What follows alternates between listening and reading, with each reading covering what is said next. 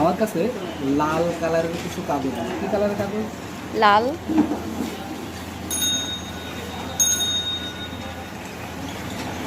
এবার তুমি বলো যে কি কালার? লাল কালার? না, কি সাদা। কালার? সাদা কালার। সাদা। এটা ধরে দেখতে পাচ্ছি। আচ্ছা ঠিক আছে, সাদা। সাদা কালার, তাই তো? এইগুলো আমি রেখে দিলাম। এবার একটা ফু যদি দিই তাহলে এই লাল কালারের কাগজগুলো দেখা যাবে। এইবার হচ্ছে কাছে এগুলো হয়ে গেছে কি? এগুলো হয়ে গেছে 242 টাকা। এখন তুমি বলতে পারো যে এই পাশে হচ্ছে 242 টাকার নোট আর এই পাশে হচ্ছে সাদা। না, এই পাশে হচ্ছে 242 টাকার নোট। এই নোটটা হচ্ছে 242 টাকার নোট। কেন? এটা হচ্ছে জন ওয়ালকারের 242তম জন্মদিন উপলক্ষে এই নোট তৈরি করা হয়েছে।